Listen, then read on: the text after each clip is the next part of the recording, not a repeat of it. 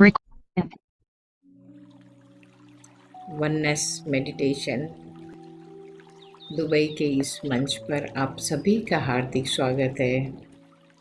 मैं संध्या सोनी आज की इस प्रातःकालीन मंगल बेला में आप सभी का तहे दिल से आत्मवंदन करती हूँ। दोस्तों, आइए हम सब मिलकर सामूहिक आनापान सती ध्यान करें।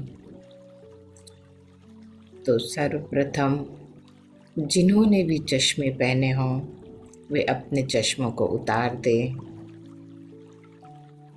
और एक सुखद सुखासन में बैठ जाएं। जो ज़मीन पर बैठ सके वो ज़मीन पर आलती पालती मारकर बैठ जाए। जो ना बैठ सके वे सोफे पर या कुर्सी पर कहीं भी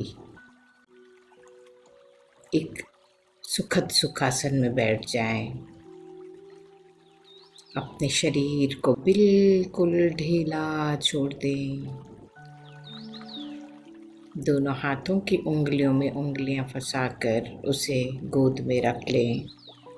पैरों को क्रॉस कर लें और बड़ी ही कोमलता से धीरे धीरे अपनी आँखों को बंद करें। एक लंबी गहरी श्वास अपने भीतर भरें। धीरे धीरे उसे बाहर निकालें। एक और लंबी गहरी श्वास पूरी नाभि तक भरें और धीरे धीरे बाहर निकालते हुए बिल्कुल तनाव मुक्त हो जाए। एक और लंबी गहरी श्वास पूरी तरह अंदर भरें और धीरे धीरे श्वासों को बाहर निकालते हुए अपने पूरे शरीर को पैर के अंगूठे से शुरू करते हुए घुटनों तक एकदम ढीला छोड़ दें। एकदम ढीला घुटनों से होते हुए थाई जॉइंट तक और शिथिल करते जाएं। दोनों पैर बिल्कुल रिलैक्स हो चुके हैं। इसी तरह बैक में हिप से होते हुए लोअर बैक और ऊपर शिथिल करते जाएं। मिडल बैक और ऊपर अपर बैक, पूरी रीढ़ की हड्डी एकदम रिलैक्स कर दें। इसी तरह फ्रंट में पूरे जनेंद्रियों का पोर्शन रिलैक्स करते जाएं और ऊपर बढ़ें। पेड़ों से होते हुए नाभि तक आ जाएं।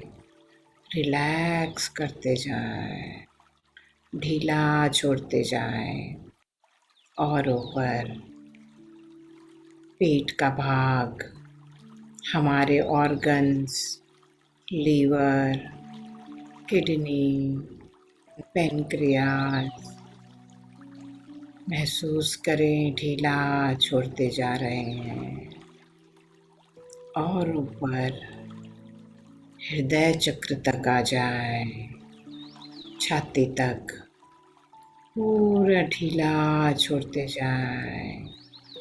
एकदम रिलैक्स हो जाए। दोनों हाथों की उंगलियों को ढीला छोड़ते हुए कोहनी तक रिलैक्स कर दें। कोहनी से ऊपर, बाजुओं से होते हुए दोनों कंधों तक एकदम शिथिल कर दें।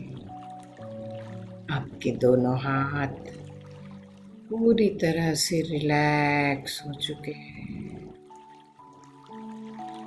कंधों से ऊपर उठते हुए गर्दन से और ऊपर चेहरे की तरफ आए। नाक, आपका मुंह, नाक, कान, आंखें, माथा पूरी तरह से रिलैक्स हो चुका है। कोई तनाव नहीं, कोई खिंचाव नहीं।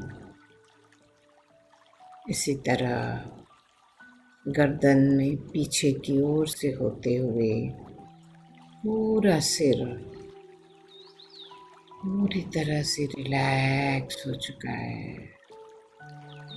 आपका पूरा शरीर रिलैक्स हो चुका है और मन बिल्कुल शांत। आइए इस शांत मन के साथ आनापान सती ध्यान करें। यह आनापान सती ध्यान आज से 2500 साल पहले गौतम बुद्धा ने इसी आनापान सती ध्यान के द्वारा बोधित्व को प्राप्त किया था और तब से यह आनापान सती ध्यान उन्होंने सारे जगत में सबको सिखाया और आज इस वर्तमान समय में हमें पितामह सुभाष पत्री जी ने घर घर में जाकर सबको सिखाया है। बहुत सीधी और सरल यह विधि है दोस्तों। सिर्फ अपने आती और जाती हुई श्वासों को महसूस करना है, उससे जुड़ा रहना है। अपने पूरी जागरूकता को जो इस बाह्य दुनिया में है वहाँ से हटाते हुए अपने भीतर अंतर्मन की ओर ले जाएं। ध्यान क्या है दोस्तों? हमें अपने इस सीधी और स्वाभाविक श्वासों के साथ आपके मन को शून्य कर देना है। तो आइए एक मधुर संगीत के साथ हम और गहराई में उतरते जाएं। कोई सोच नहीं, कोई विचार नहीं, केवल आपकी स्वाभाविक श्वासें हों।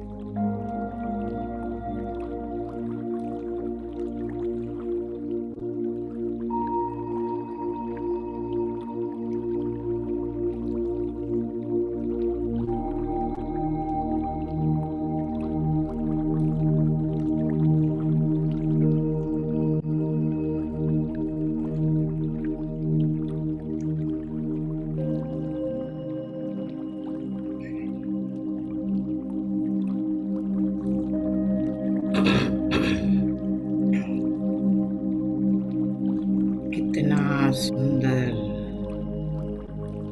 यह प्रातःकालीन समय एकदम शुद्ध और पवित्र वातावरण है। उगते हुए सूरज की ऊर्जा आप अपने शरीर में महसूस करें, अंदर भीतर आ रही है।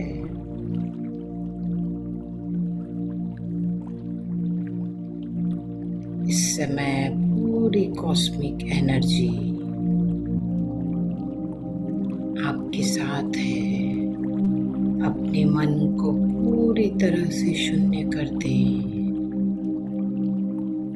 और इस ब्रह्मांडी ऊर्जा को अपने अंदर आने दें। जब तक आप विचारों के पीछे रहेंगे, उसे पकड़ कर रखेंगे, तब तक आपका मन खाली नहीं हो सकेगा। तो कोई भूतकाल में न जाए, कोई भविष्य में न जाए, केवल यह जो वर्तमान का समय है वही सिर्फ आपका है। इस वर्तमान समय के एक एक क्षण का उपयोग करें। यह दोबारा नहीं आएगा, भूतकाल हो जाएगा। इसे यूं ही व्यर्थ न जाने दें। पूरी तरह से, पूरी जागरूकता के साथ एक एक श्वासों को महसूस करें, भीतर आते हुए और बाहर जाते हुए। पूरी तरह से जुड़े रहें। पेट के द्वारा, छाती के द्वारा अपनी श्वासों को महसूस करें।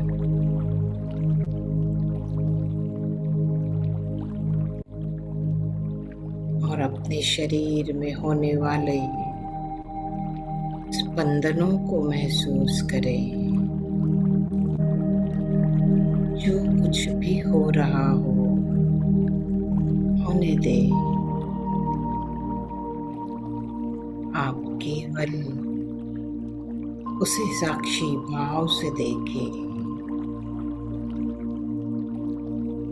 कोई भी दुख दर्द आता है तो वह जाता भी है,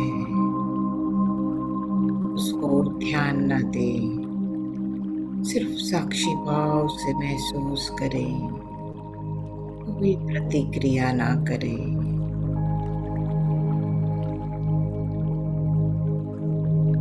पूरी तरह बने रहें अपनी श्वासों के साथ।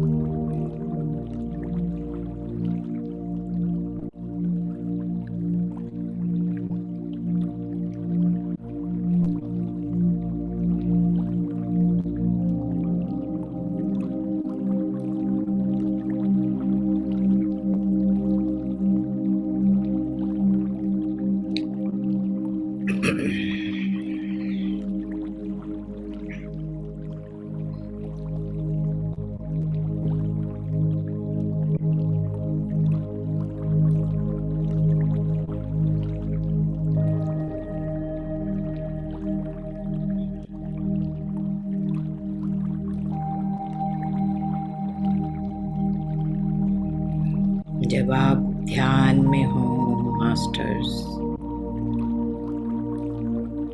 आपको आवाज सुनाई दे या न दे, आप आँखों को ना खोलिएगा, क्योंकि आँखों के द्वारा ही हम 80% अपनी ऊर्जा को बचाते हैं और 10% हमारे हाथों से, 10% हमारे पैरों के लॉक से हम अपनी ऊर्जा को अपने अंदर समाहित करते हैं।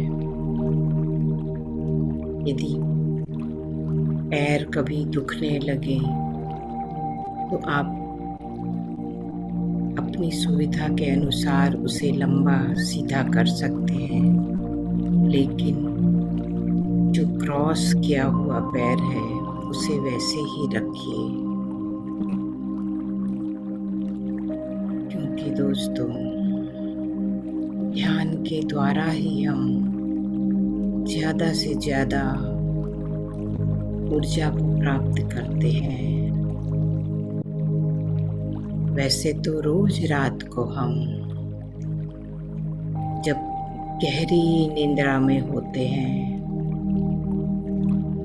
तब हमें ऊर्जा मिलती है, एनर्जी मिलती है, लेकिन दूसरे दिन वह सभी कार्यों में खर्च हो जाती है और शाम होते होते रात तक आप थक जाते हैं। लेकिन जब आप ध्यान में बैठते हैं और पूरे जागरूकता के साथ, अवेयरनेस के साथ आप ध्यान करते हैं तो और ज़्यादा ऊर्जा आपको मिलती है और हमारा पूरा नाड़ी मंडल शुद्ध होता है। धीरे धीरे सभी रोग क्रमशः कम होते जाते हैं। तो आपको जब भी समय मिले, जितनी देर भी मिले और कहीं भी आप बैठ जाएं, हाथों को क्रॉस करें, पैरों को क्रॉस करें और आँखों को बंद करके, चाहे आपके पास म्यूजिक हो या ना हो, कोई फर्क नहीं पड़ता दोस्तों। आप कहीं भी मेडिटेशन के लिए बैठ सकते हैं। तो इस प्रातः काल में जब हम सामूहिक ध्यान में बैठे हैं तो 3 गुना हमें ज़्यादा ऊर्जा की प्राप्ति होती है। इस वर्तमान पल को यूं ही मत जाने देना। इसके एक एक पल को पूरी तरह से उपयोग करें इसका। यह समय बहुत मूल्यवान है। पूरी तरह से बने रहे दोस्तों अपनी श्वासों के साथ। Last 2 minutes.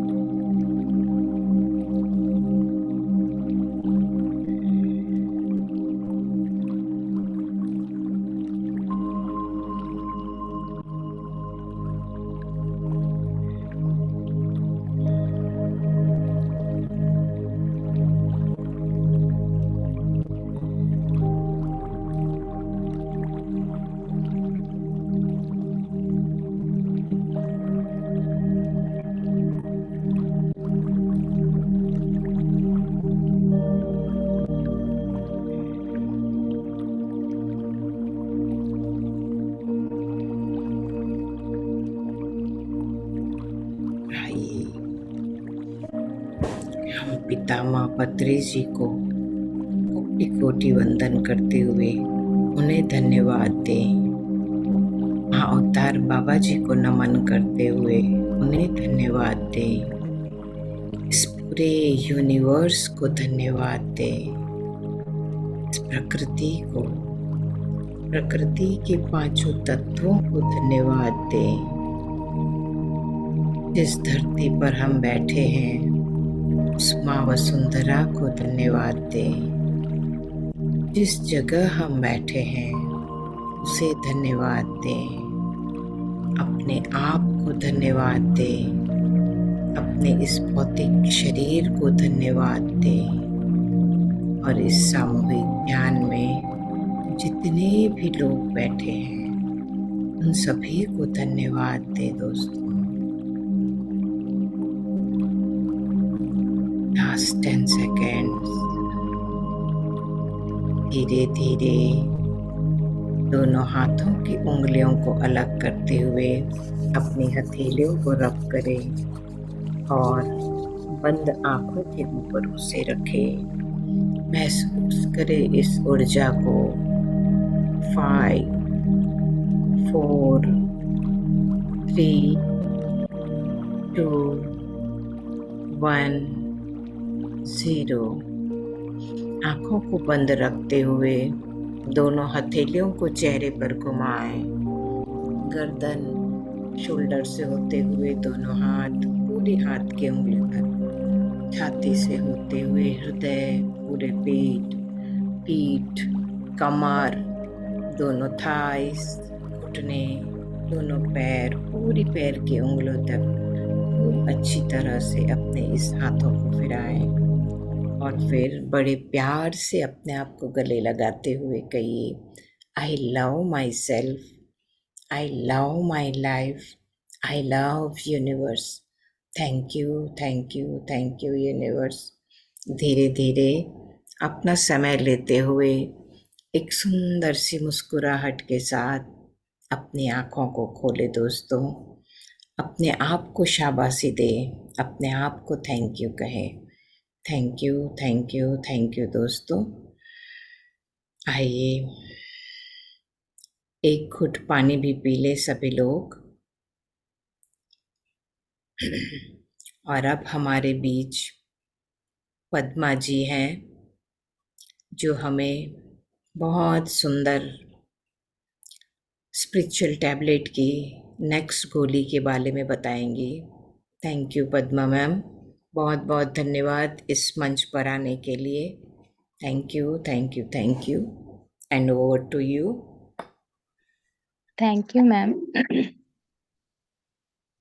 इस प्रातःकालीन जूम सेशन में जितने भी मेरे आत्मा बंधु आए हैं सभी को आत्मा बंधन, और मेरे मेंटर दीप्ति मैम को आत्मा बंधन, संध्या मैम को स्पेशली थैंक यू मैम, और मेरे गुरु ब्रह्मश्री पितामह पत्री सर और स्पिरिचुअल टैबलेट के फाउंडर डॉक्टर जीके सर को मेरी कोटि कोटि आत्मा प्रणाम। तो आज हम स्पिरिचुअल टैबलेट के 11 नंबर का टैबलेट जो है यूनिसन विथ नेचर, प्रकृति के साथ रहना, इस टैबलेट के बारे में थोड़ा सा जानेंगे। तो शुरू करते हैं। जैसे कि हम सब जानते हैं, हमें संपूर्ण आरोग्य के लिए पितामह पत्री सी और हमारे जीके सर एक ही बात कहते हैं कि हमें 4 चीज अपनी जिंदगी में हर किसी को अपनाना है। वो 4 क्या है? पहली चीज है मेडिटेशन व ध्यान, और दूसरा है स्वाध्याय, तीसरा है आपका सज्जन सांगत्य, चौथा है आपका प्रकृति के साथ रहना। हम जब मेडिटेशन करते हैं तब हमें विश्वमय शक्ति बहुत ज्यादा आती है, और स्वाध्याय और सज्जन सांगत्य से हमारा आत्मज्ञान बढ़ता है, हम खुद को जान पाते हैं। और प्रकृति के साथ जब हम रहते हैं, हम उस प्रकृति का ही एक हिस्सा है, उसमें ही हम रहते हैं। तो उससे हम जब प्रकृति के साथ एक हो जाते हैं तब हमें वो विश्वमय शक्ति ज्यादा मिलती है, और हमें वो वननेस की फीलिंग भी आती है। हम जो आध्यात्मिकता में सीखते हैं वो वननेस वननेस, वो वननेस हमें प्रकृति में रियली आप रियलाइज करेंगे कहाँ पर, जब आप प्रकृति के साथ रहते हैं। तो इसी के साथ हम नेचर का इम्पोर्टेंस क्या है, नेचर का हमारे जीवन में प्राधान्य क्या है, ये जानने की थोड़ा सा कोशिश करेंगे। नेचर जो है, प्रकृति जो है, इस विश्व ब्रह्मांड का, सृष्टि का एक सुंदर सा उपहार है हम सब के लिए। और हमारा ये जो पृथ्वी है बहुत सारे चीजों से बना है। हमारे 7 कॉन्टिनेंट्स हैं, भूभाग हैं, और 5 महासमुद्र हैं। इसमें कितने ही सारे जंगल हैं, पहाड़ हैं, झरने हैं। और इसका 70% तो आपको जैसे भी पता है वाटर है, और 30% ही लैंड है। और हर एक भूमंडल का, जितना भी भूमंडल इस पृथ्वी पे है, हर एक भूमंडल का जो प्राकृतिक परिवेश है, क्लाइमेट जो है, एनवायरनमेंट जो है, वो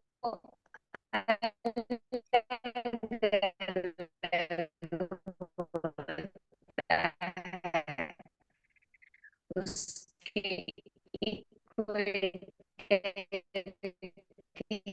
हिसाब से, अगर इक्वेटर के पास एक जगह का क्लाइमेट है, उससे दूर थोड़ा सा ऊपर, असर हमारे ऊपर पड़ता ही रहता है। हमारे ऊपर नहीं, हमारे 4 साम्राज्यों के ऊपर भी पड़ता है। तो हम इस पृथ्वी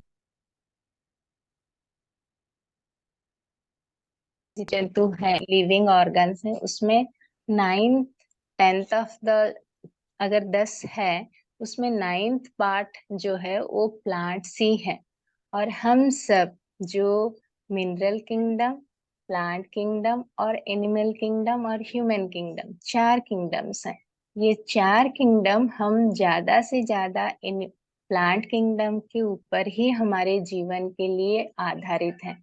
और एक बात कहें तो हम जो 4 किंगडम्स हैं, मिनरल किंगडम, प्लांट किंगडम और ह्यूमन किंगडम, एनिमल किंगडम और ह्यूमन किंगडम,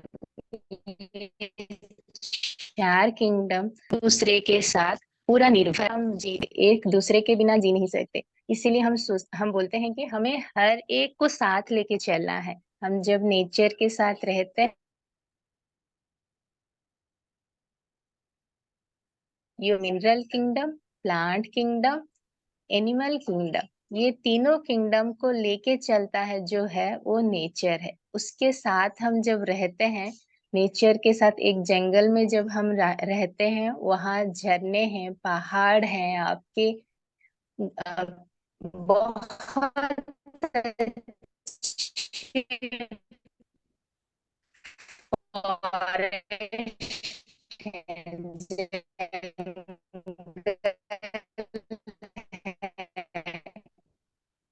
तो 3 किंगडम हो गए। और आप खुद ह्यूमन किंगडम, जब हम ये 6-7 इंटरडिपेंडेंट हैं, तब हमें ये जो किंगडम्स हैं, चारों किंगडम, हमारे खाने जीवन शैली के ऊपर देखिए, कुछ हैं वो कार्निवरस रहते हैं, मांसभोजी रहते हैं, कुछ ओमनिवरस रहते हैं। तो हम एक दूसरे के लिए, आहार के लिए संपूर्ण रूप से दूसरे एक किंगडम के ऊपर संपूर्ण रूप से आधारित हैं। तो हमें नेचर का संपूर्ण रूप से ख्याल रखना चाहिए। पद्मा जी, आपकी आवाज ब्रेक हो रही है। क्योंकि उनके एग्जिस्टेंस से हम भी नहीं है नेचर में, हमारे बाहर हूँ मैं, एकदम बाहर हूँ मैम। हाँ, क्योंकि आपकी आवाज बहुत ब्रेक हो रही है। अभी आ रही है मेरी आवाज? हाँ, अभी आ रही है, क्योंकि पिछला पूरे में बहुत बहुत जगह ब्रेक हुई है। मैं तो पूरा बाहर हूँ। हाँ, अब तो ठीक है, अब तो ठीक है, अब ठीक है। हाँ ठीक है मैम। हाँ, थोड़ा सा रिपीट कर दीजिएगा। मैं देखती हूँ, फिर भी ट्राई करती हूँ। हाँ हाँ, हाँ रिपीट कर देती हूँ। जब हाँ हम अब देखिए मैम, मेरी आवाज आई है अभी? हाँ हाँ, अब बिल्कुल क्लियर है। अब बिल्कुल क्लियर है। थोड़ा रिपीट, शुरू से हाँ ही अब स्टार्ट किया आपने ना, वहां से तो थोड़ा ब्रीफ कर दीजिए। हाँ, अच्छा, कोई बात नहीं। देखिए, हम प्रकृति जो है हमारी सृष्टि का सबसे सुंदर उपहार है हमारे लिए। प्रकृति क्या है? प्रकृति हमारा चार जो किंगडम्स हैं, हम जिससे आए हैं, चार किंगडम्स का एक उपहार है, सम्मिश्रण है। प्रकृति हम जब बोलते हैं, वहां पर खनिज साम्राज्य है, वृक्ष साम्राज्य है, जंतु साम्राज्य है। ये तीन साम्राज्य प्रकृति के समावेश है, प्रकृति के साथ ही है। तो प्रकृति जब हम कहते हैं, जब हम प्रकृति के साथ रहते हैं, तो हम ये तीन साम्राज्यों के साथ ही रहते हैं। माइकल थ्योरी के हिसाब से हम 350 से 400 साल जन्म लेने के बाद ही हम मनुष्य साम्राज्य में आते हैं। अर्थात क्या है, इसके अर्थ ये है कि हम इससे पहले खनिज साम्राज्य में पहले आते हैं, इसके बाद वृक्ष साम्राज्य में आते हैं, इसके बाद जंतु साम्राज्य में आते हैं, इसके बाद मनुष्य साम्राज्य में आते हैं। तो हमारे जो पूर्व के तीन साम्राज्य हैं, उनके साथ जहां से हम आए हैं, उनके साथ एक होने का एक ही मौका है, हम जब प्रकृति के साथ रहते हैं। तो प्रकृति एक ही चीज है भगवान की सृष्टि की, जहां पर ये तीनों साम्राज्य आपको एक साथ मिलेंगे। और हमारी ये प्रकृति जो है, इसमें जो भूमंडल है वो 70% आपका वाटर है और 30% भूमंडल है। और ये 7 कॉन्टिनेंट और 5 ओशंस में डिवाइडेड है, आपको पता है। और हर जगह का नेचर भी अलग अलग है, क्लाइमेट्स अलग अलग है। अपनी अपनी जो भूमंडल है, पृथ्वी का जो इक्वेटर से आप ऊपर जाइए या नीचे आइए, उसका डिस्टेंस के ऊपर आपका क्लाइमेट बदलता रहता है। नॉर्थ पोल साउथ पोल में देखिए पूरा बर्फ हो जाता है, मिडिल में आ जाइए पूरा रेगिस्तान हो जाता है। इक्वेटर में जो रहता है साउथ अफ्रीका, उस जगह पर धूप बहुत ज्यादा रहता है। तो हर एक जगह पर, विश्व का हर एक जगह पर आपका क्लाइमेट जो है, वातावरण जो है वो बदलता रहता है। वैसे ही आपका जो वहाँ का साम्राज्य, जो वृक्ष है, जंतु है, ह्यूमन बींग्स है, हर कोई अपने आप खुद को वो क्लाइमेट के हिसाब से सब्सटेंस कर लेते हैं। और सबसे ज्यादा ये सबसे एक पॉइंट है कि हमारे जितने भी भूमंडल में आ, जीव जंतु हैं, इसमें से 9/10 से 9%, 9/10 of the part is your plants. सबसे ज्यादा वृक्ष है, वृक्ष साम्राज्य है, क्योंकि वृक्ष के ऊपर ही बाकी दो साम्राज्य आधारित है। हम जैसे जानते हैं जंतु या मनुष्य साम्राज्य जो है, हम संपूर्ण रूप से वृक्ष के ऊपर ही निर्भर निर्भर करते हैं। जंतुओं में हमें अगर देखें तो हम अपनी संपूर्ण आहार के लिए, हर चीज के लिए वृक्ष साम्राज्य के ऊपर ही निर्भर करते हैं। और हम में से कुछ हैं जो तृणभोजी हैं, हार्बीवरस हैं, कुछ हैं कार्निवरस हैं, कुछ ओमनिवरस हैं। तो हम तीनों साम्राज्य जो हैं, एक दूसरे के ऊपर इंटरडिपेंडेंट हैं। कोई किसी के बिना जी नहीं सकता। ऐसा नहीं है कि केवल वृक्ष होंगे तो होगा, केवल जंतु होंगे तो होगा, केवल मनुष्य होंगे तो होगा, नहीं। ये एक सस्टेन्ड इकोसिस्टम चलता है, भगवान का एक सृष्टि है जहाँ की हर चीज इक्वली एक दूसरे के साथ तालमेल बनाए रखना है हमारे सबके एग्जिस्टेंस के लिए। तो ये एक इकोसिस्टम है जहाँ पर ह्यूमन, प्लांट और एनिमल किंगडम को इक्वली एक दूसरे के साथ तालमेल बिठा के चलना है। तो हम जब नेचर कहते हैं, जब नेचर में आते हैं, तो हमारा नेचर के साथ सबसे ज्यादा बेनिफिट क्या होता है? नेचर के बिना हम सांस ही नहीं ले सकते। आप जानते हैं, आप जब हम जो सांस में लेते हैं वो ऑक्सीजन हमें प्लांट्स ही प्रोवाइड करते हैं। वो थ्रू आउट द डे क्या करते हैं, ऑक्सीजन ऑक्सीजन वो कार्बन डाइऑक्साइड जो होता है हम जो छोड़ते हैं, ब्रीथ आउट करते हैं, वो कार्बन डाइऑक्साइड रहता है। वो कार्बन डाइऑक्साइड उनके फोटोसिंथेसिस में काम आता है, खाना बनाने के लिए। तो वो फोटोसिंथेसिस के लिए वो प्लांट किंगडम यूज करता है, और वो फोटोसिंथेसिस और सनलाइट से वो खाना बनाता है। वही खाना फिर हम खाते हैं। थ्रू आउट द डे हमें प्लांट्स ऑक्सीजन देते ही रहते हैं, और प्लांट के बिना हमें ऑक्सीजन मिलता ही नहीं है।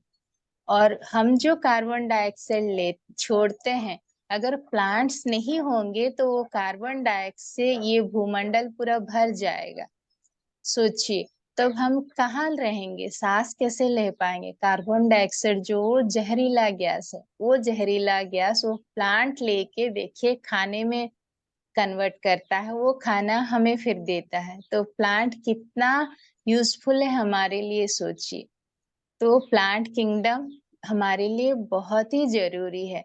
और प्लांट किंगडम, हम जब जंगल में रहते हैं या जंगल में घूमते हैं, इसीलिए कहा जाता है कि वहाँ ऑक्सीजन लेवल बहुत ज्यादा रहता है, क्योंकि और वहाँ पर जंगल में जब रहते हैं, वहाँ सब पेड़े जो हैं वो ऑक्सीजन इमिट करते हैं, जो हमें बहुत चाहिए। हमें हमारी बॉडी फंक्शनिंग के लिए ऑक्सीजन बहुत ज्यादा जरूरत पड़ती है ऑक्सीजन की। देखिए, शहरों में आजकल पूरा कंक्रीट जंगल बन गया है, कहीं पर एक पेड़ पौधा कुछ भी नहीं होता। बड़े बड़े बिल्डिंग आकाश को छूते हुए आपको नजर आएंगे। ऐसा लगता है कि सांस लेना भी मुश्किल है। ऐसी परिस्थितियों में आप अगर दो कुछ समय के लिए बाहर चले जाते हैं कोई भी जंगल में, और वहां पर आप खड़े होके कुछ देर सांस लेते हैं, तो आपको कितना सुकून मिलता है। वो घर की एसी और घर की पंखा की हवा और नेचर की हवा में आपको खुद ही वो डिफरेंस, वो फर्क पता चल जाएगा। कितना यूजफुल रहता है वो, कितना अच्छा लगता है, कितना कामनेस रहता है उसमें। तो हमें कुछ समय निकाल के, कुछ हमारे बिजी शेड्यूल से, हम कहेंगे हम बहुत व्यस्त हैं आजकल, हमारे जीवन में समय नहीं है, लेकिन उस व्यस्त समय से भी कुछ समय निकाल के हमारी इस, हम तो आजकल सब कोई शहरों में ही रह रहे हैं, जहाँ जहाँ के जंगल की कोई गुंजाइश ही नहीं है। पेड़ पौधे मिल जाए तो बहुत अच्छा है, घर में ही कुछ गार्डन लगा लेते हैं। लेकिन घर के सामने गार्डन लगाते हैं, घर के में कुछ पेड़ पौधे लगा लेते हैं, लेकिन हमारा घर ऐसा होना चाहिए, पेड़ पौधों के बीच में हमारा घर होना चाहिए। लेकिन आजकल घर में पेड़ पौधे हैं, क्या करें, जगह की बहुत कमी हो जाती है। फिर भी हमें जब भी समय मिलता है, हमें वो ऑक्सीजन के लिए, जहाँ पर बहुत ज्यादा ऑक्सीजन लेवल रहता है, और वहाँ ओजोन लेयर भी बहुत, ओजोन का जो लेयर रहता है वो भी बहुत अच्छा रहता है जंगल के एरिया में, जो हमें बहुत सारे यूवी रेज से प्रोटेक्ट करता है हमें खुद को। और आप, सबसे बहुत इम्पोर्टेंट जगह, हम नेचर का सबसे बड़ा ब्लेसिंग क्या है, देखिए, जब हम नेचर के साथ रहते हैं उसमें बहुत ज्यादा ब्रह्मांडीय ऊर्जा रहती है। पहले जमाने में जब टीवी होता था, पहले जमाने में तो इतना दवाइयाँ भी नहीं होता था। अभी तो टीवी होने से 1 मंथ का एक कोर्स दे देते हैं तो वो क्लियर हो जाता है। अभी आजकल टीवी तो क्यूरेबल है, लेकिन पहले जमाने में टीवी क्यूरेबल नहीं था। टीवी होने से लोगों के पास मेडिसिन भी नहीं अवेलेबल नहीं था। तब जब किसी को टीवी बीमारी होती थी व ट्यूबरकुलोसिस होता था, तब ना उसको गांव के बाहर रखते थे, जहां पर कि बहुत ज्यादा फ्रेश एयर आए, बहुत ज्यादा अच्छा सनलाइट आए। सनलाइट में आपका विटामिन डी रहता है, बहुत सारे अच्छे, आपको ऐसा विटामिन डी आपको सिर्फ सनलाइट से ही मिलती है और कहीं से नहीं। तो जब आप वो विटामिन डी लेते हैं और फ्रेश एयर से ऑक्सीजन लेते हैं, आपका जो भी इलनेस है, डिजीज है, आपका कोई भी फिजिकल इलनेस है, जो कितना भी, कौन सी भी मेडिसिन से क्योर नहीं हो रहा है वो भी क्योर हो जाता है। तो जब ये टीवी होता था पहले जमाने में, तो वो उनको गांव से बाहर रख के वहां उनको फ्रेश एयर और अर्ली मॉर्निंग सनलाइट जो है, वहां सनलाइट और सनसेट के टाइम उनको रख के वो विटामिन डी में रख के उनको ट्रीट किया जाता था, और उनको बहुत न्यूट्रियस फूड भी दिया जाता था, स्वस्तिक आहार जो बोलते हैं ना, वो देते थे। तो वो बहुत जल्दी रिकवरी कर जाते थे। वही एक टीवी का एक इलाज था। तो नेचर ही हमें, नेचर में इतना कुछ है जो हमें हर एक बॉडी फिजिकल इलनेस व अलाइनमेंट से हमें बाहर निकाल सकती है। हम अगर नेचर को सही तरह से अपने जीवन में ला सके, उपयोग कर सके, हम नेचर के साथ हो सके, इसीलिए हमारे पीएसएम में कहा जाता है ट्रैकिंग का इवेंट्स भी ऑर्गेनाइज करते हैं हमारे सर, पत्री सर और जीके सर। ट्रैकिंग का जो जंगल में पहाड़ में चढ़ने का, नेचर के साथ एक होने का, ट्रैकिंग जब करते हैं ना, हमें क्या होता है, हमारे बीच अंदर में बहुत ज्यादा फियर रहता है, तो फियर चला जाता है, हमारे में एक कॉन्फिडेंस लेवल बढ़ता है। और ऐसे कुछ पेशेंट को देखा गया है जो हार्ट प्रॉब्लम्स जिनको होता है, वो ट्रेकिंग, ऑक्सीजन लेवल बहुत कम रहता है ना पहाड़ के ऊपर, उनको चढ़ना मना होता है, लेकिन मेडिटेशन करके अगर वो ट्रैकिंग करते हैं विथ असिस्टेंट, किसी को असिस्ट करके अगर वो ट्रैकिंग भी करते हैं ना, उनका जो फियर है कि ऊपर नहीं चढ़ पाएंगे, पहाड़ों के ऊपर चढ़ नहीं पाएंगे, वो फियर भी चला जाता है। और आ, वो जो उनका जो इलनेस है, जो कवर नहीं हो रहा है कोई भी मेडिसिन से, वो बाहर नहीं आ पा रहे हैं, वो बीमारियों से भी वो ट्रैकिंग करने से, फॉरेस्ट में या जो रिसोर्ट्स, बहुत बड़े बड़े रिसोर्ट भी आजकल बन रहे हैं, टी और कॉफी जो बागान्स में रहते हैं, वहाँ बहुत सुंदर सुंदर रिसोर्ट बनते हैं, ट्रैकिंग सेंटर, ट्रैकिंग का वो सेंटर्स, रिसोर्ट्स भी बनते हैं। वहां पर अगर ट्रैकिंग करते हैं, उसकी ऊर्जा से आपका वो डिजीज जो भी है वो रिकवर हो जाता है, और आप खुद भी आश्चर्य हो जाओगे, अरे इतना मेडिसिन लेता था, मेरा ये डिजीज क्योर नहीं हुआ, सिर्फ नेचर के साथ रह के कैसे मेरा ये डिजीज क्योर हो गया। तो आप भी खुद आश्चर्य हो जाएंगे और दूसरों को भी वो आश्चर्य की बात ही होगा। और एक बात, जब हम नेचर के साथ रहते हैं, उससे हमें बहुत ज्यादा सुकून मिलता है, कामनेस मिलता है। नेचर देखिए हमें सिर्फ देती ही जाती है, नेचर हमसे कुछ नहीं लेती है। नेचर का मतलब प्लांट्स जो हम कहते हैं, वो जब से उसका हर एक चीज हमारे जीवन में काम ही आती है, और जब तक वो लास्ट आखिर में जब तक एक लॉग बन जाता है, वो तभी वो क्या सूख के डेडवुड बन जाता है, तभी हमारा दरवाजा बन के हमें प्रोटेक्शन देता है। तो हम जब नेचर के साथ रहते हैं, वो गुण भी सीखते हैं कि वो देना है जीवन में, देने में सबसे ज्यादा खुशी है, लेने में नहीं। वो प्रकृति के साथ जब हम रहते हैं ना, वो नेचर भी हम सीख पाते हैं, वो कामनेस भी हमारे अंदर आ जाती है।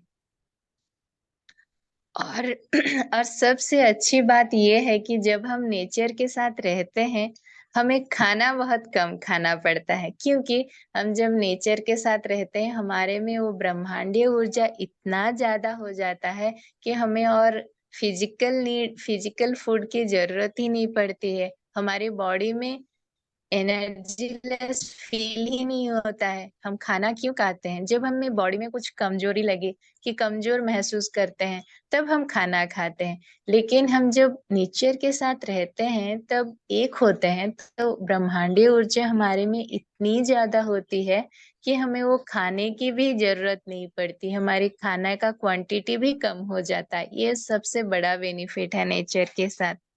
और हम जब भी फुल मून मेडिटेशन करें, आपको तो मैं पहले से भी फुल मून मेडिटेशन के बारे में बोली थी कि फुल मून मेडिटेशन में हमारी ब्रह्मांडीय ऊर्जा बहुत ज्यादा रहती है। और अगर आप वो फुल मून मेडिटेशन नेचर के साथ करे। ये तो सोने पे सुहागा जो बोलते हैं वैसी बात हो जाती है। जहाँ पर आश्रम आजकल देखते हैं आप, आश्रम कुछ भी हो, इसीलिए वो नदी के पास जंगल के बीच ही रहते हैं। वहाँ एक तो माइंड एकदम काम हो जाता है, आपके थॉटलेस स्टेट में बहुत जल्दी चले जाते हो। और नेचर के साथ जब रहते हो वहां पर ब्रह्मांडीय ऊर्जा जो है वो बहुत ज्यादा रहती है। पेड़ पौधे जो हैं, जो कॉस्मिक एनर्जी वो बहुत ज्यादा ट्रांसमिट करते हैं, तो आप वो ऊर्जा को बहुत जल्दी ले सकते हो।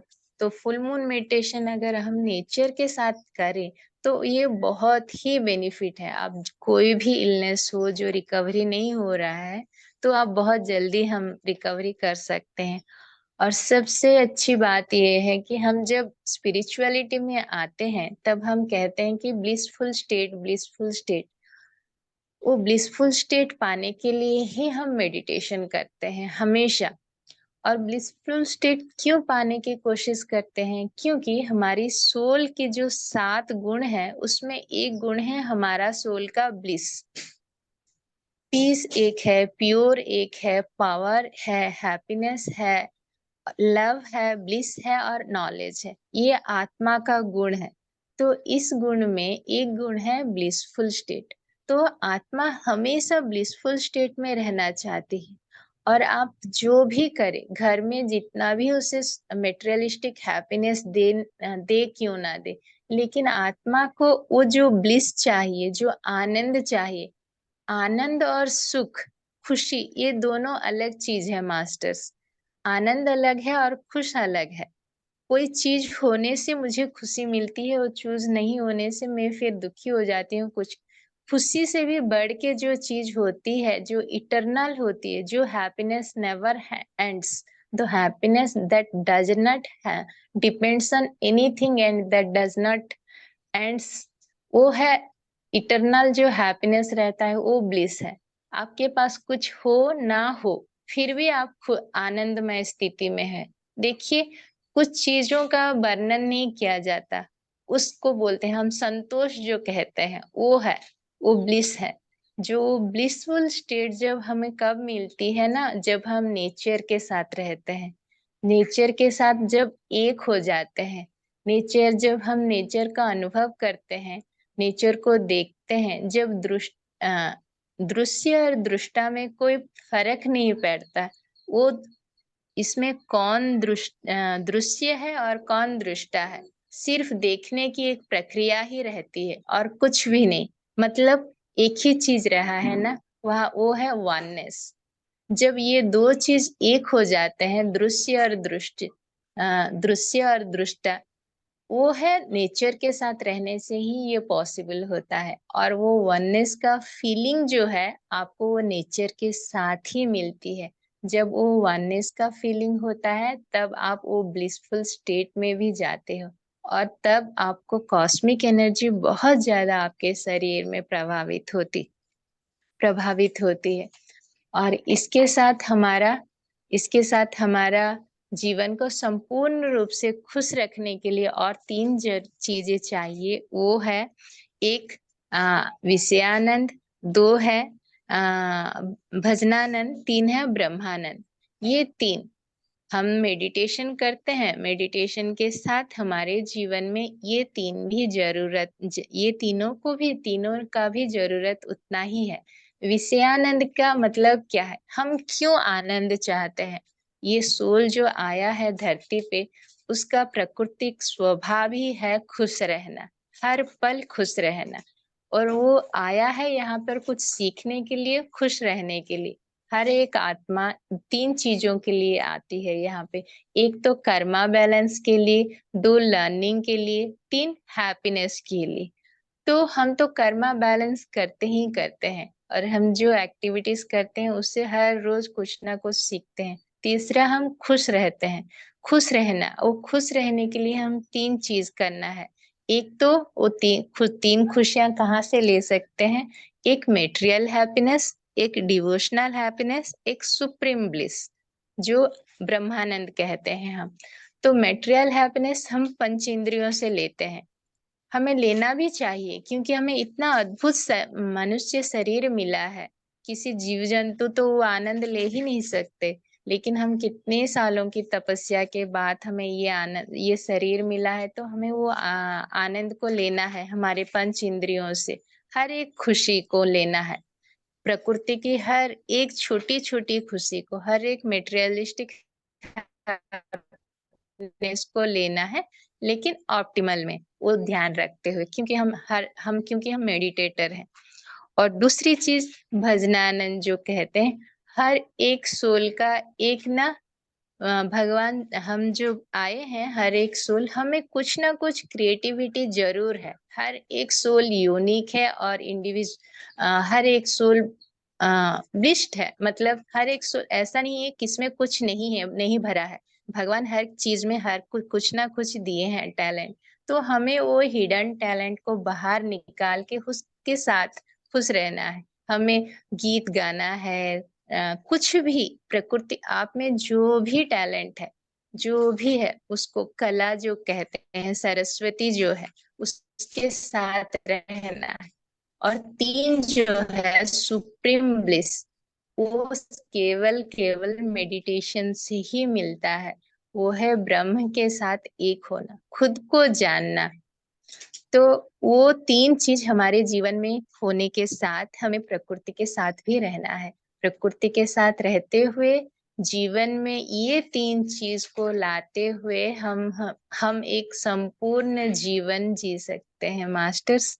ये है प्रकृति के साथ रहना, और प्रकृति का हमारे ऊपर, हमारे शरीर के ऊपर या हमारे जीवन में क्या प्रभाव है। मुझे तो इतना ही पता है। थैंक यू, थैंक यू, और सभी को धन्यवाद। और मैं अगर कुछ भी छोड़ दी हूँ तो Deepti ma'am please add on कर दीजिए, संध्या मैम आप भी। बहुत बहुत सुंदर, बहुत ही सुंदर। आपने तो गागर में सागर भर दी, बिल्कुल एकदम। इतना अप्रोप्रिएट आपने नेचर के साथ यूनिसन को बताया है। बहुत ही सुंदर, बहुत अच्छा लगा सुन के। आपने सारे पॉइंट्स कवर किए।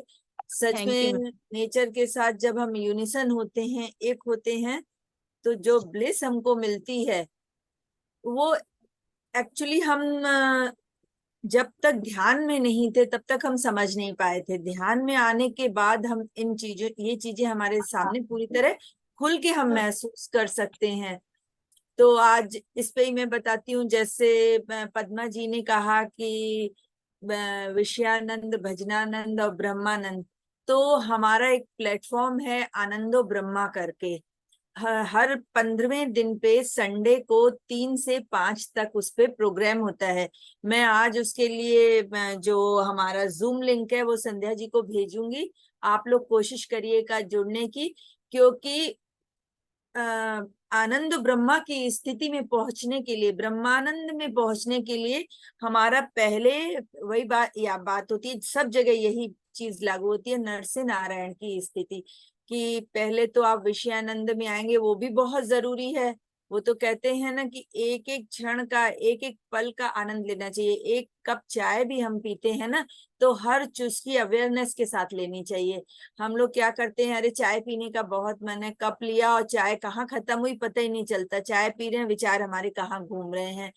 तो मास्टर्स बोलते हैं कि हर चाय के हर सिप के साथ आपको प्रेजेंट रहना है। हर हर उसके सिप का आपको पूरा आनंद लेना है। तो ये हो जाता है विषयानंद का मतलब अपनी इंद्रियों पर, जैसा पद्मा जी ने बताया कि पंच इंद्रियों से जो हम आनंद लेते हैं वो होता है विषयानंद। भजनानंद तो हर किसी के अंदर कोई ना कोई गुण है, जो गुण आपको आनंदो ब्रह्मा के प्लेटफॉर्म पे देखने को मिलेगा। हमारे बहुत से सभी लोग आमंत्रित हैं उसमें। हमारे उस प्लेटफॉर्म पे जो भी आए वो अपना परिवार है। जैसे वहां आके जिसको गाना गाना आता है, कोई जरूरी नहीं है कि सुरीला होना चाहिए। जैसे आप बाथरूम सिंगर होते हैं ना, बाथरूम में गाते हैं, आप वहां मंच पे गा सकते हैं, और सब बहुत प्रसन्नता से उसको स्वीकार करते हैं और आनंद लेते हैं। क्योंकि जब हम अपनी आत्मा के साथ एक होके कुछ भी काम करते हैं तो वो हमेशा संपूर्ण होता है। तो जिसको गाना गाना आता है, जिसके अंदर जो कला है, जैसे पद्मा जी ने बोला ना कि हर व्यक्ति किसी न किसी कला से भरा हुआ है। कोई भी, हम बचपन में सुना करते थे ना, सबके भीतर लाल, कोई खाली नहीं होता है, हर किसी के अंदर लाल छुपा होता है, बस हम समझ नहीं पाते हैं, देख नहीं पाते हैं। लेकिन जब हम इस आध्यात्म की यात्रा में आगे बढ़ते हैं तो हमारे वो सारे पर्दे खुलते जाते हैं और हमको नजर आने लगता है। इस पे मैं अपनी बात बताऊंगी। मुझे बचपन से क्या होता था, मेरे दिमाग में कोई भी जैसे विचार आया करता था, तो बहुत छोटी थी तो मैं ऐसे बोल दिया करती थी, जैसे कुछ पंक्तियां बन जाया करती थी। तो मुझे सब बोलते थे तुम लिखती क्यों नहीं हो, तो मैं कहती थी कैसे लिखा जाता है, लिखने क्या लिखेंगे हम। तो एक मेरी फ्रेंड थी, वो मुझे कहती थी कि आप ना लिखा करो। मेरी नेबर थी वहां भुवनेश्वर, जब मैं रहा करती थी, तो वो कहती थी जब आप बोलते हो तब हमको सुनने में इतना अच्छा लगता है, जो आप बोलते हो ना बस उसको लिख दिया करो। मैंने कहा करूंगी क्या लिख के? बोले कुछ नहीं, आप बस हमको वो अपनी कॉपी दे देना, हम उसका प्रकाशन करवाएंगे, हम पब्लिश कराएंगे और देखिएगा क्या चीज आएगी निकल के। कभी गौर ही नहीं किया इन सब चीजों को। और आज देखती हूँ, आज उन्हीं चीजों को कलमबद्ध करती हूँ तो इतनी सुंदर कविताएं फूट पड़ती हैं। जैसे उस दिन भी आई थी नलनी कमल मैम, तो ये ऐसा नहीं था कि ये गुण नहीं था, ये बहुत बचपन से था, लेकिन कभी पहचाना नहीं था, कभी उसके लिए कोई प्रयत्न ही नहीं किया था। अभी क्या होता है, मैं QLU में गई थी सोल कोच प्रोग्राम के लिए, तो वहां बस रात में ऐसे बैठी थी, मेरे साथ प्रज्ञा जी थी, वो दिल्ली में बहुत अच्छा आत्म जागृति ग्रुप, तो उनका भी बहुत बढ़िया प्लेटफॉर्म है, बहुत ज्ञान उनके द्वारा सब जगह पहुंचता है। तो वो और मैं एक रूम में थे, हम लोग रूम पार्टनर्स थे।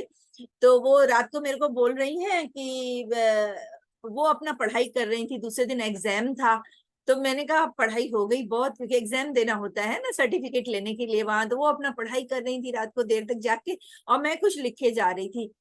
तो वो कहती हैं क्या लिख रही हैं दीप्ति जी, आप तब से देख रही हैं कुछ आप लिख लिख के याद करती हैं। मैंने कहा याद याद तो हो गया जितना हो गया, और इससे ज्यादा नहीं याद कर सकेंगे, बस ऐसे ही मैं बैठी हूँ, मन कर रहा है कुछ लिखने का। दूसरे दिन बस उस दिन ऐसे दिन जो जो सोच आए मेरे दिमाग में मैंने लिख दिए।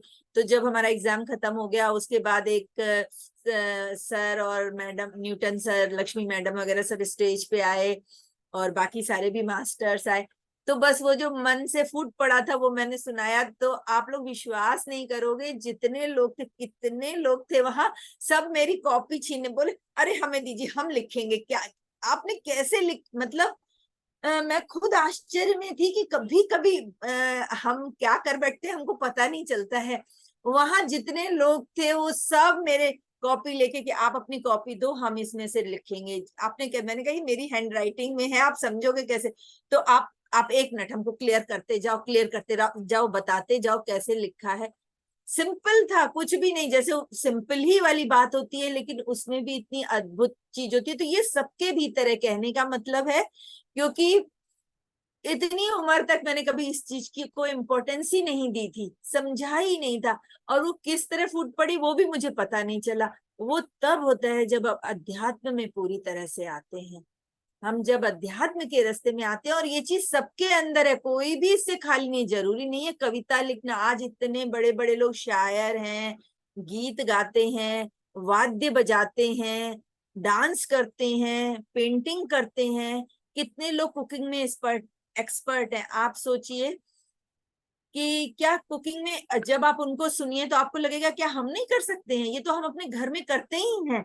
लेकिन उन्होंने क्या है, अपने आप को बहुत अलाइन किया हुआ है, बहुत ज्यादा। जो भी उस क्षेत्र में गए, वो जरूरी नहीं है हमको दिखे कि मेडिटेशन का मतलब क्या है, अपने आप को अलाइन करना, अपने मन, शरीर और आत्मा को एक साथ एक लाइन में देखना। अगर सीधे शब्दों में बोला जाए तो वो अलाइनमेंट आता है जब हम ध्यान करते हैं, मतलब अपनी श्वासों के साथ होते हैं, तो हम केंद्रित हो पाते हैं।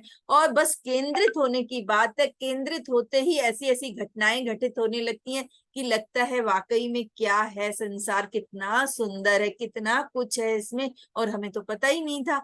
और इतने बड़े, आप बताइए, संजीव कपूर हैं, शेफ हैं जो इतने फेमस हैं, आप उनका अगर खाना बनाने का जो भी वो सिखाते हैं, इसके अलावा जितने भी शेफ्स हैं या जितने आर्टिस्ट हुए हैं, जितने भी आर्टिस्ट हुए हैं, आप उनको देखो। शुरुआत तो सबने एक बच्चे से की, एक कलम ही तो पकड़ा था, एक ब्रश ही तो पकड़ा था ना, लेकिन अपनी साधना से करते करते करते वो किस मुकाम पे पहुंच गए।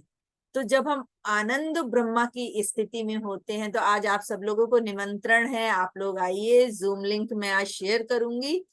3 से 5 तक का प्रोग्राम होता है।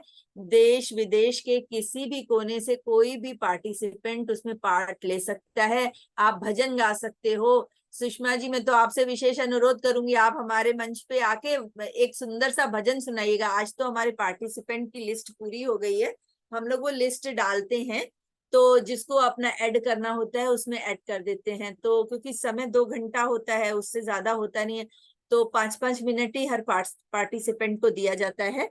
तो उसमें वो अपनी कला बताते हैं। तो जैसे किसी को गीत आता है, किसी को बांसुरी वादन आता है, किसी को जो कुछ आता है, जो आपको आता है, कोई रेसिपी बताता है, कोई डांस करना बताता है, छोटे छोटे बच्चे आके अपनी कलाएं दिखाते हैं। तो वो हमारा अभी इस आज संडे का तो कंप्लीट हो चुका है 15 पार्टिसिपेंट का, क्योंकि ये भी ग्लोबली जाता है ना, सब जगह यूट्यूब में जाता है, तो थोड़ा सा उसको ठीक तरह से करना बहुत जरूरी होता है, मैनेज करना। तो आप आज आइए, देखिए, और आप क्या कर सकते हैं, बिल्कुल खुले मन से वहां पे आके अपना, हमारे प्लेटफॉर्म पे आके आप अपनी कला को दिखाइए, अपने उस गुण को दिखाइए। आप चुटकुला बोल सकते हैं, चुटकुला बताइए। आप अपना कोई सुंदर सा संस्मरण बता सकते हैं, वो बताइए। वो मंच हमारे अपने परिवार का मंच है, ध्यानियों का मंच है, किसी का कोई जजमेंट नहीं होगा, सब आनंद के साथ उस चीज को लेते हैं। तो जरूर आप लोग आइएगा, और उस ब्लिसफुल कंडीशन को, जो अभी पद्मा जी ने बताया कि ब्लिसफुल कंडीशन जो है हमारी, जो ब्रह्मानंद वाली स्थिति है, आनंदो ब्रह्मा के, उस प्लेटफॉर्म पे आपको मिलेगी। आप आइए, आप सब लोग आमंत्रित हैं। तो बहुत ही सुंदर पद्मा जी, आपने इतना सुंदर बताया, हर पहलू को आपने टच किया है, तो बहुत बहुत beautifully explain.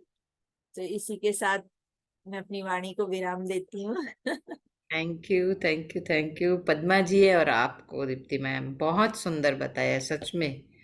Thank you. Padma जी हमारी